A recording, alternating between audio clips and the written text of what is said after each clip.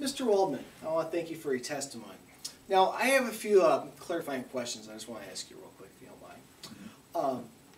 You work for the city of Chicago, do you not? Yes. And you work in the 14th District, right? Yes. And you partner is Morris Levy? Yes. And you work the third shift for the last few months now? Yeah.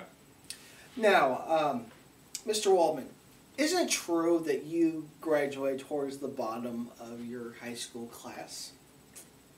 Well, I wasn't in the higher part, but I don't know, it kind of depends how you call, Depends what the meaning of is. Mr. Waldman, isn't it also true that you graduated in the bottom part of your class from the police academy also? Well, I mean, that's... Mr. Waldman, this is a matter of opinion. Composition of your biography created by the Chicago Tribune in light of this case. Would you mind reading the second two sentences, please? He graduated high school as a below-average student who had a propensity for bullying. After high school, he enrolled in the Boston Police Academy, from which he graduated again as a below-average student. So let me ask you again, Mr. Waldman. Isn't it true that you graduated in the lower part of your high school class? Yeah. And is it true that you also graduated in the lower class of your police academy? Yeah, I guess you could say. Yes. Is it true that you graduated in the lower part of your police academy? Answer the question. Yeah. Thank you. Now, Mr. Waldman, there was a number of different facts that you testified to in your testimony about Mr. Ramirez. Could you identify this document for the court, please? This is the deposition of Edward M. Waldman. I guess that was my deposition. It's your personal deposition, yes. Now, Mr. Waldman, isn't it true that in the said deposition, when you were questioned, there was a number of important facts that you could not remember? Isn't that true? Well, I mean, I don't know if you'd call them important. There were some things I couldn't remember. Would you mind, but is it true on your deposition that you were asked, quote, okay, could you tell us what he was wearing? No, sir, I could not. Did you say that? Yeah.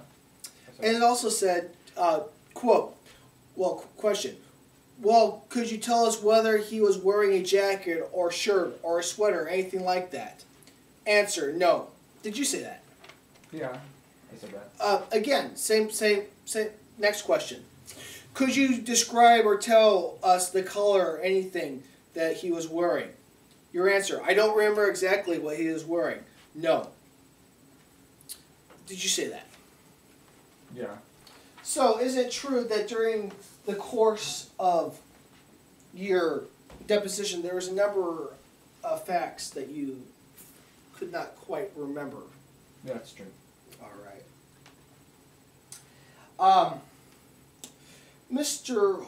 Waldman, there's a few other things I'd like to ask you about. Isn't it true on most crime scenes that fingerprints are left behind, especially when people are in a haste and aren't really thinking? Yeah. Have you, in your personal work and profession, have you found fingerprints on guns and knives and door handles and such? Yeah, I have it. So, wouldn't it be reasonable to assume that a weapon recovered from a crime scene, that there would be fingerprints or such of the perpetrator on it? Yeah, it commonly happens. Yes. And wouldn't you say that, Mr. Ramirez, that with a knife cut or knife stab, that it would normally leave blood on the instrument in question that was used in such an incident? Yeah. That if you cut your finger on your hand in the kitchen, that usually it leaves blood on the knife, does it not? Well, it depends how serious the cut is and stuff like that. But at least that there would be some residue.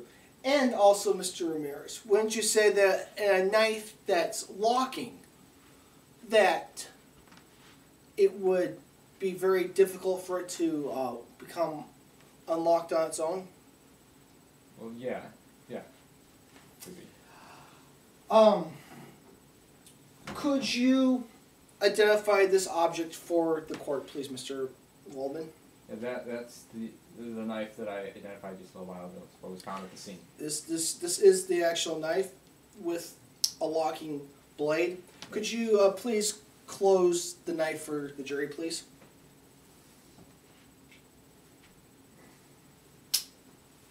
Thank you very much.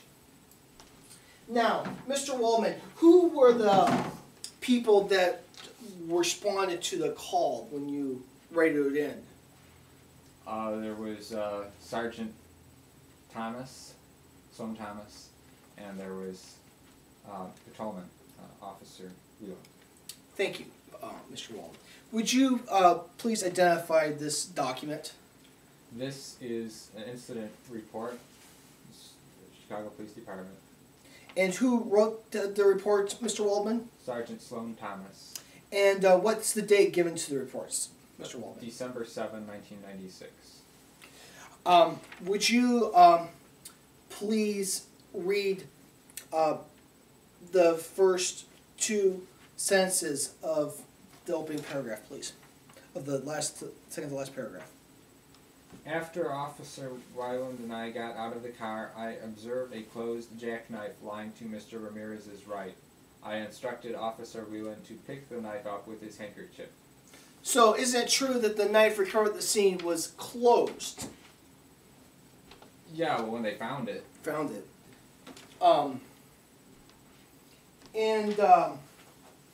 Isn't it true that you, when the knife was recovered, that you did not touch the knife in any way?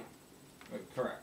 And that you observed the knife being directly after you saw it fall, being picked up by Officer Whelan, is that correct?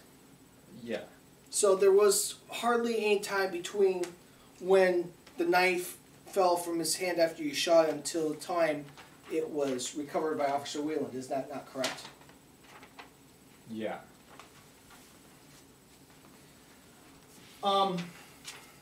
Mr. Waldman, a couple more questions and I'll be through. Would you please read the last two sentences of the last paragraph of the report? While doing so, I observed that the knife had a locking blade of approximately 6 inches in length, which was similar to one recovered from the burglary scene. I sent the knife to forensics for testing. The report indicated there was no discernible fingerprints or blood. So, on the knife that was recovered from this scene, there was no blood on the knife, was there, Mr. Waldman? No, at least not when they tested it. Was there, and there was no fingerprints on that knife, was there, Mr. Waldman? No. Thank you, Your Honor. No further questions.